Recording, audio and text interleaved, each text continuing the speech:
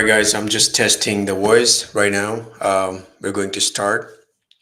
We're live on LinkedIn, TikTok, Instagram, YouTube. I believe Facebook. Yes, Facebook as well. We're going to be talking about construction loan. Last week, we tried to do that, but it didn't work because of the technical problem, especially, I think, on LinkedIn, but it worked on other channels. We have a lot of followership on LinkedIn, so we want to do it again. Same program about construction loans.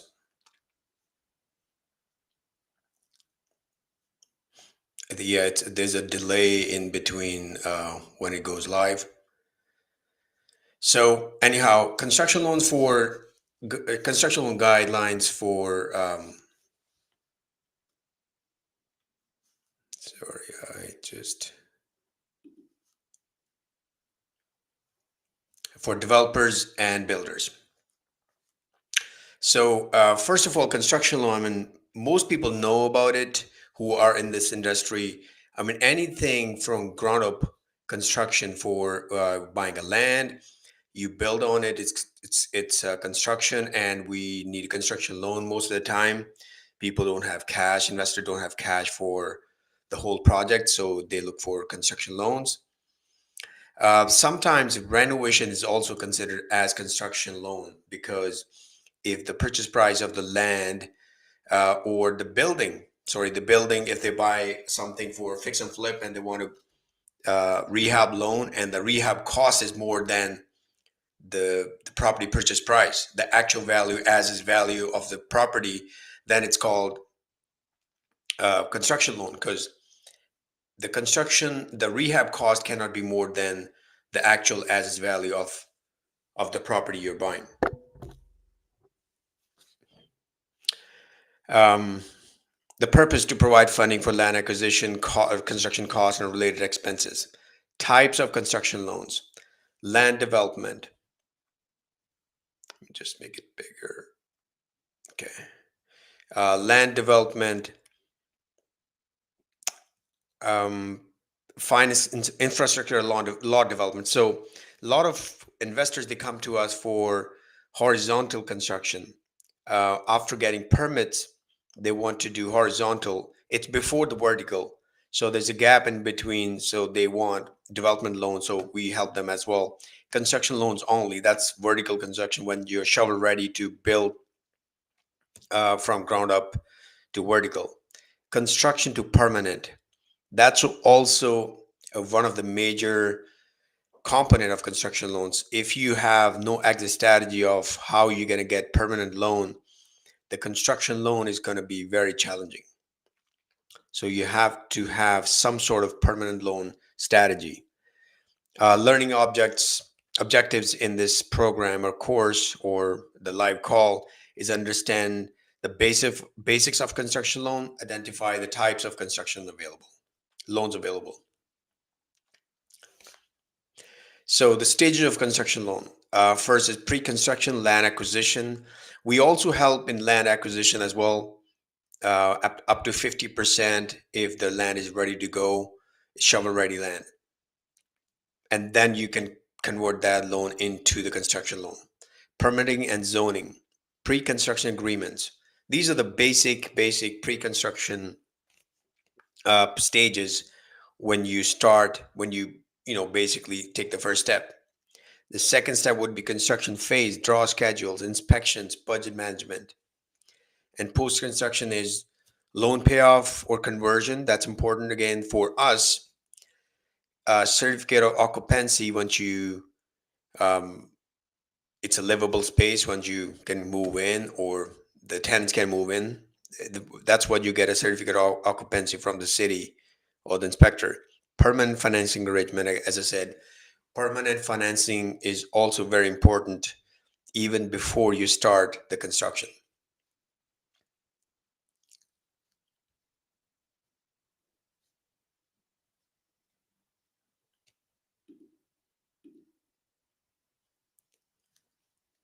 Sorry, I'm just trying to see if you're online because not very technical about these things. Oh, anyways, construction loan products. Number one is private money construction loans. That's what we do a lot because most banks don't like construction nowadays for some reason, um, because construction is a very risky business. And a lot of investors, they don't complete the construction project. They just leave it as is in between. So we do interim construction loan as well.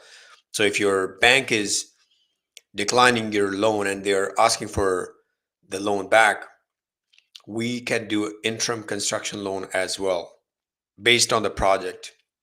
What kind of property is it? How much money did you spend? Did you overspend? All those things we have to measure. The second would be conventional construction loan. That's usually from the local banks. And as I said, banks don't like construction loan as much nowadays. HUD 221 D4. That's from the HUD. It's a very good program, but it's a very lengthy process. You have to be very patient about this program.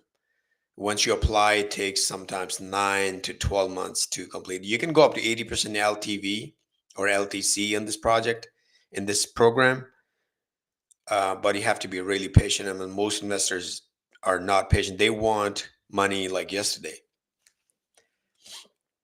SBA construction loans. That's for um, owner user properties. SBA it can be 7A, can be 504, depends on the loan size. SBA we can go up to 25 million under 504, and for SBA 7A we can go up to $5 million. So it depends on the size of the deal, but usually we focus on SBA 504. And the only requirement, the main requirement, and there are so many other requirements as well, it would be property should be owner user at least 50% or more. You cannot just rent out the property. You can't build a retail plaza and just asking for SBA. Some other conditions apply as well. USDA, it's for both owner user. Just to clarify, HUD 221 is for multifamily properties only. It's not for industrial warehouse. It's for just for housing, urban development. It's a government agency ensuring the loan for banks, just like SB and USDA.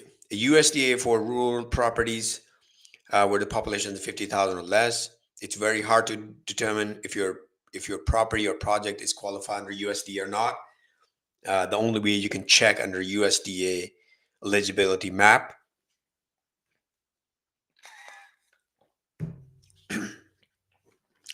And you can under SBA and USDA both, you can go up to 80% loan to cost.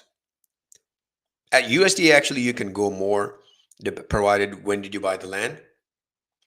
But USDA, you can go up to more than 85% based on your project. And we specialize in hotels, gas stations, truck stops, car washes. Most banks don't like to lend on these properties. And mezzanine finance and preferred equity, they're both siblings. They go on second lien when there's a gap in between your sponsor's equity and the debt financing. So, for example, um, you have 65% loan to cost loan, and you have only 15% or 20% equity as a sponsor, as a borrower. So there's a gap. If you're paying 20% down and the bank is giving you 65% debt financing, your gap is 15%. So that's what is mezzanine financing for, or preferred equity. Preferred equity is basically you're selling your equity, and they're usually expensive because they're second lien, like a second TD loans, and usually they're private loans. So let's go to the second page, the next page, eligible asset types. I mean, a lot of lenders doing many other things, or we focus on few things. I mean, quite a few things. Single family residential, 1 to 4 units, can be duplex, triplex, fourplex. Multifamily, 5+ units, sky's the limit. You can go 100, 200 units. We have investors for those properties, especially under Fannie and Freddie. The loan can be as large as possible. Single family residential subdivisions, like somebody's building 20 homes, 50 homes, 100 homes, 200 homes. We can we can fund on those single family subdivisions.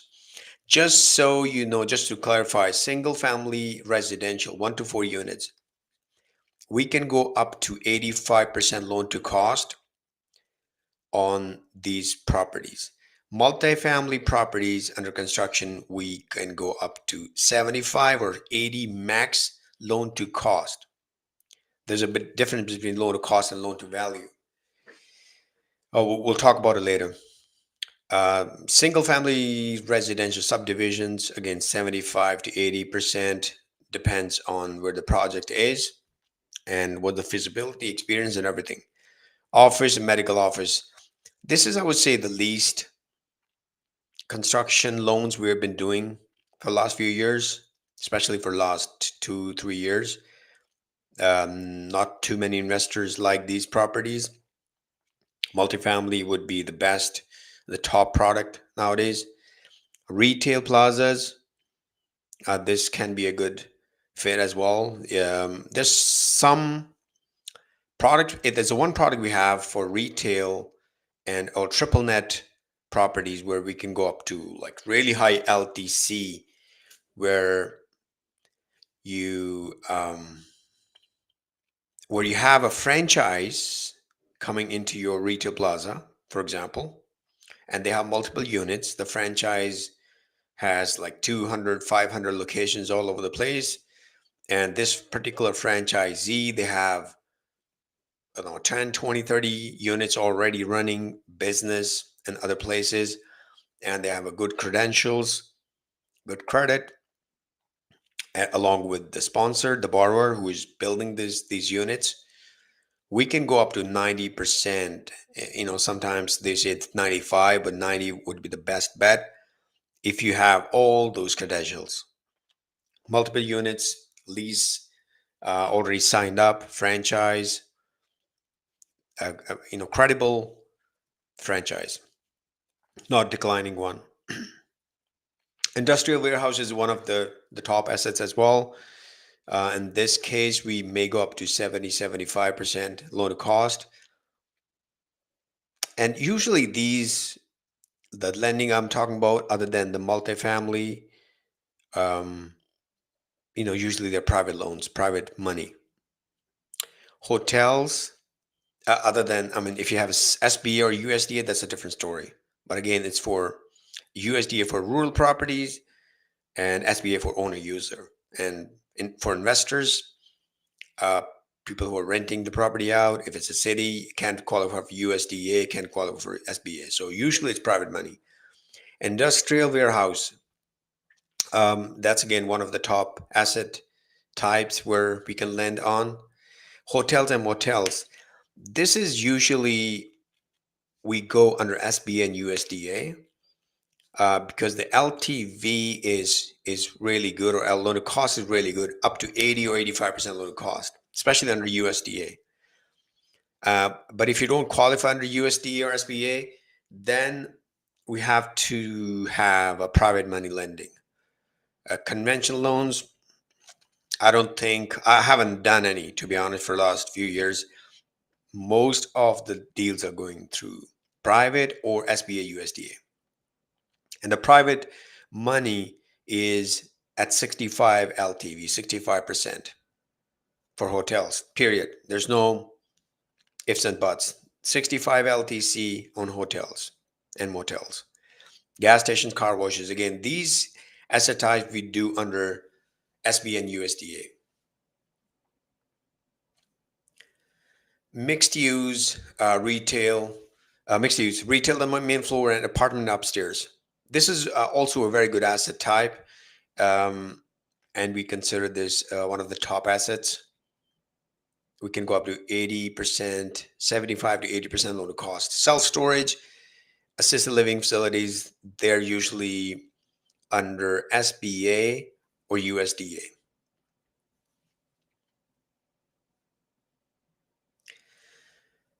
Uh, yeah, we're right on time. Halfway in between. So, key question to ask for sponsors. So, what is your experience similar with the similar projects? That's the key point, key question to ask. If they have no experience in any project, they have to have some GC, especially uh, for commercial properties. They have to have a GC or a general contractor with the experience. And we want to see their experience, the sponsor experience, or GC experience, or if they have done how many projects they have done, how have you completed any project in this market, in this particular market, so you know the market. Equity position, how much liquidity do you have? So that's a tricky thing. Liquidity is sometimes not equity position. Liquidity, we ask for equity and interest reserve or surplus money sitting in your account. Most lenders want you to have liquidity sitting on the side during the project, because if the project is running out of money, you have to have some sort of money. Usually it's 5%. They ask for 5% of the total loan cost or total loan amount. The 5% you have to have in your pocket. When did you buy this property and how much did you pay for it? That's a very, very common question. People buy land 10 years ago for $2 million. Now they're saying $10 million.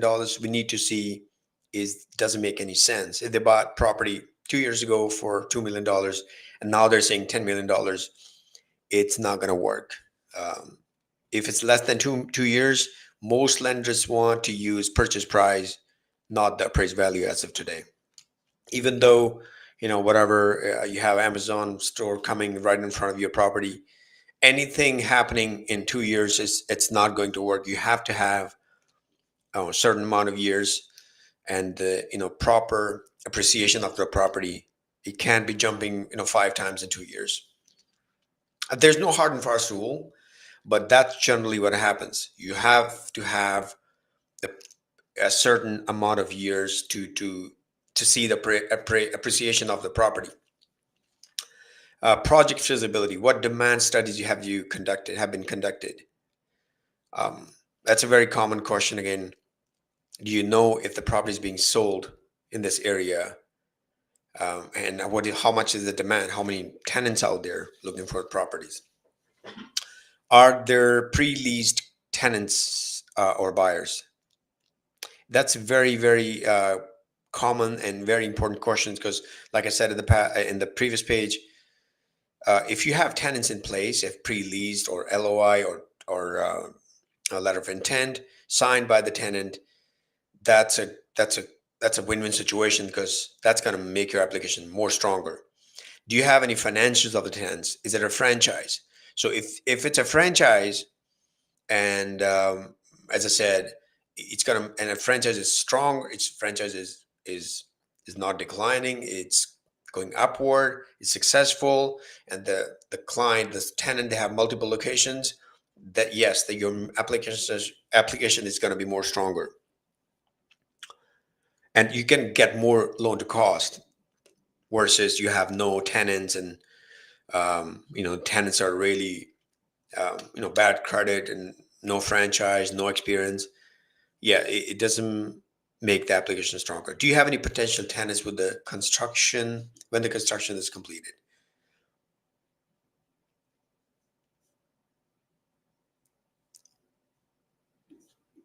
Oops.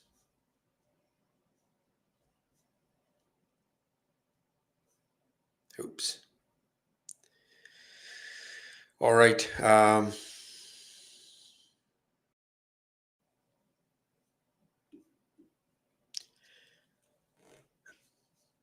Key question to ask. Okay, where we are at the second here, we are the second set of questions. How much equity are you contributing at the moment, right now? Um,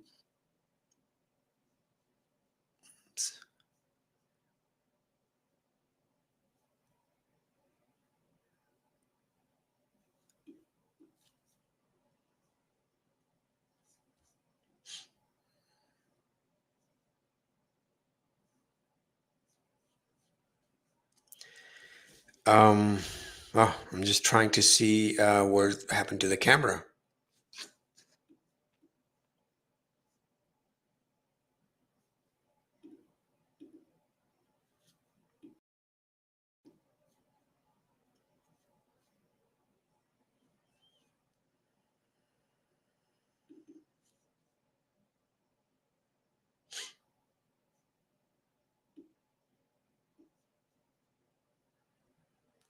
All right, back to the basics. Financial stability. How much equity you are you contributing at the moment? I mean, you have the equity already in the land. How much you are contributing right now? Can you provide detailed financial statements? If you have a business of construction, you have done some project in the past. We need to see your financial statements, personal and business both. How are you going to make interest payments in the next 12 to 24 months? Interest reserve, like liquidity. Team credentials. Who are the contractors and architects? What is their track record? Exit strategy, very important. What is your plan for the loan repayment? Most lenders, they want to see what's your plan to loan repayment. If you have no plans for repayment, most likely your loan is not going to be approved. Will the loan convert to permanent financing? Like if you have some sort of private lending, that's private lending. They want to see if you have any permanent loan, like um, from CMBS loans or Fannie and Freddie or whatever it may be, a conventional loan. They want to see what's exit strategy, or you want to sell the property. What is the plan to convert into permanent? Any LOI from the bank? Usually it doesn't happen right away, but you have to explain it to the lender that this is your plan. And what is the DSCR ratio, debt to income ratio, at the end of the term? If that ratio doesn't work for the permanent loan, the private, even private lender, is not going to lend you the money. So you have to make sure that after the completion of the project, your debt to income ratio is up to the mark where you can get permanent financing. Or you can end up having bridge loans over bridge loans over bridge loans after construction. We have some clients, they come to us, they completed their project 5 years ago. For the last 5 years, they're having bridge loans every year, which is not a good idea because they're expensive. Required documents. Personal financial statement to see what's the net worth of the borrower. Very important. Most private lenders, they want to see your net worth equal to the loan amount. Keep in mind, your net worth should be close to or equal to or more than the loan amount you're applying for.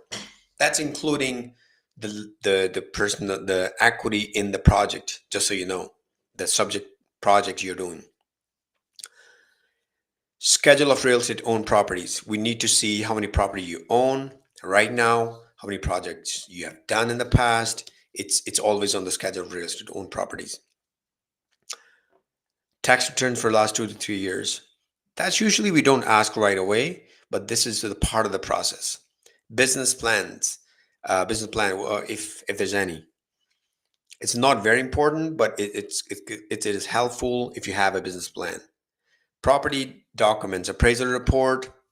It's important if you have it, or the lender's going to ask for it, order for it after once you decide to sign and move forward. Environmental study, important. Title report, important. That can be done later too. Environmental and title report. First, we need personal financial statements, schedule of real estate own to start the process to see if you're eligible for the loan or not. Uh, Next one is construction documents, contractor agreements, detailed budget. But budget is very important too. If you have the first and foremost things I can tell you right up front: personal financial statements, schedule of real estate own, executive summary is very important. I don't know if I'm missing something here. Executive summary will tell everything about the project. Loan application, Credit history, that's, I mean, you can just tell us what's a credit history, but we can do that later. Sources and uses, pro forma. Loan application, executive summary, schedule of real estate owned, personal financial statements, sources and uses, and pro forma. These are the five, six things we need upfront to see if it makes sense. Executive summary is it's a very detailed information. I don't know why did I not include here. That is the most important thing. Executive summary. It's like a story of the deal. The client started in 1990. They have done 10 projects like this. They have built 500 units. They have done in California, Arizona, wherever they may be. Their credit score is this. This project they purchased in 2018, land for $2 million. They got the permits. They got entitled.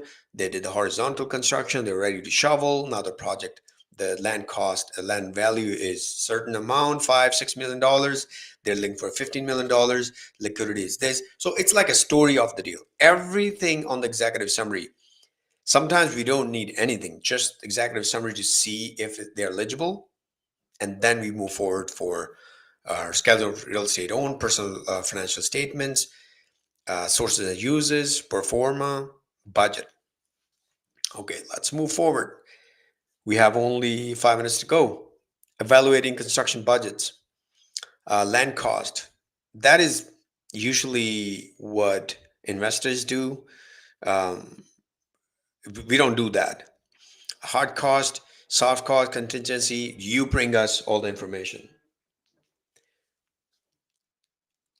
Common pitfalls, underestimating costs. That is very usual, especially for inexperienced borrowers or investors. They always miscalculate the costs.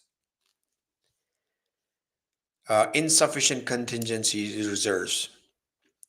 They don't have enough reserves to to complete a project. As I said, liquidity on the side, and that can be a very big mistake. That's example of um, a calculation. Total budget $10 million. That's very basic information. You don't need to know that, but I still go through $10 million total budget. Land value is $2 million. Hard cost is 7 million. That's a construction cost, and soft cost 750. Contingency $250,000. So altogether $10 million. These are the loan programs we have. Other investors they have multiple programs, but under residential loan amount would be 500K to 100 million. Actually, it should be $10 million. Most residential single family 1 to 4 units, we can go up to $10 million for single family at the moment. Loan to cost 85%. Rates from 9.99%. Usual term is 12 to 24 months. Usually 12 months. Interest only payments. We do nationwide. Commercial, we start from 1 million to $100 million, 65 to 85% loan to cost, 9 to 12% rate of interest, 12 to 36 months of term, interest only payments nationwide. Why I say 65? On most of the private money lenders, they don't want to go more than 65 nowadays. Only if it's a multifamily property, it may go up to 75 that's under private.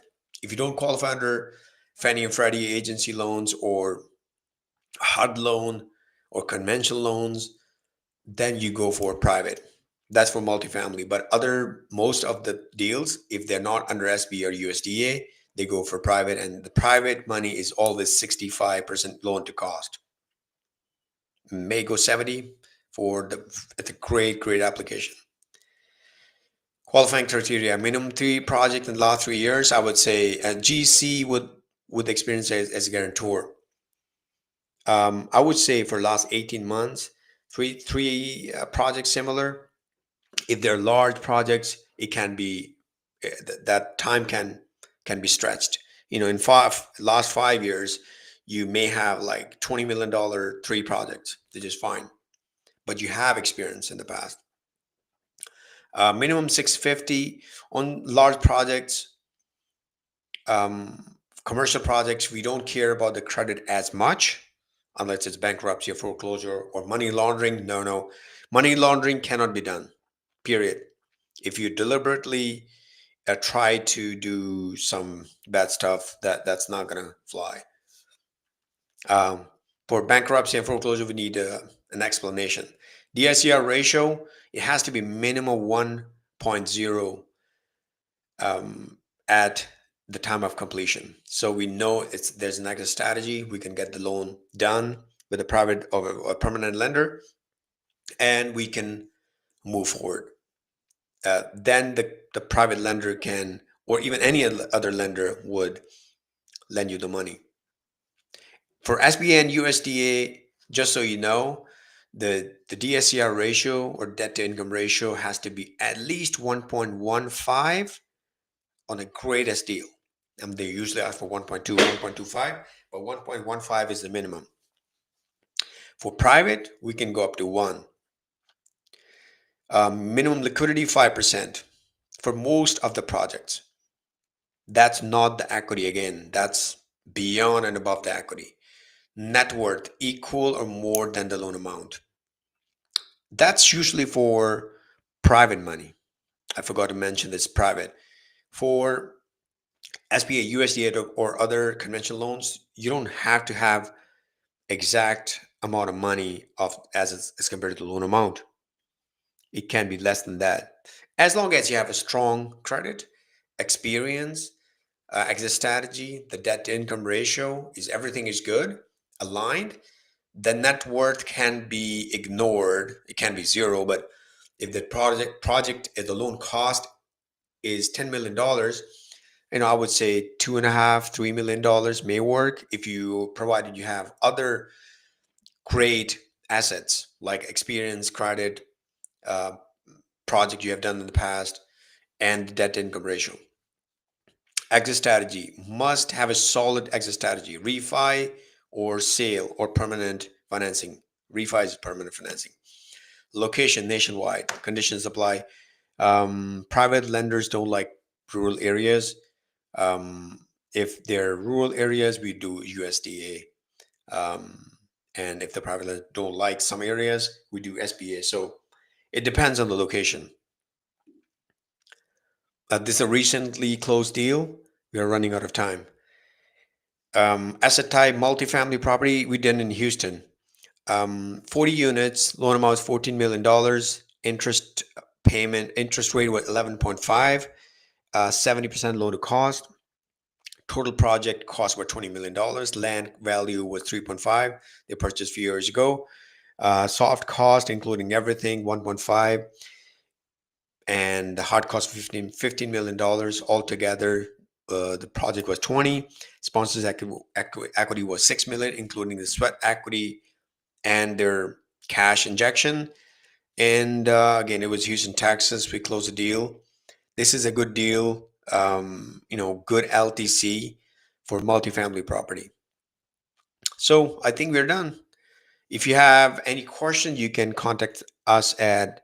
By the way, company name is Acom Capital. It was hiding somewhere behind this thing. You probably can see it. Acom Capital, 619-738-6474. You can email at raja@acomcapital.com.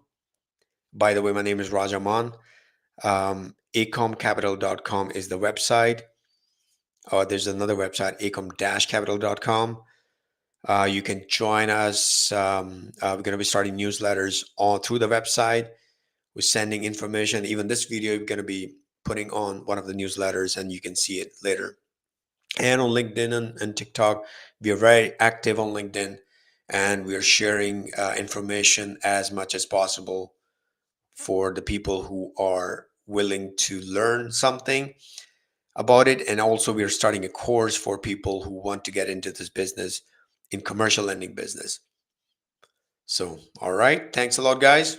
Thanks for attending. People who are attending on LinkedIn, TikTok, Instagram, YouTube, Facebook. Thanks a lot, guys. Take care. By the way, we'll do another one for most likely SBA or USDA loans next week, same time, Friday, 9 a.m. PST or 12 p.m. EST. All right.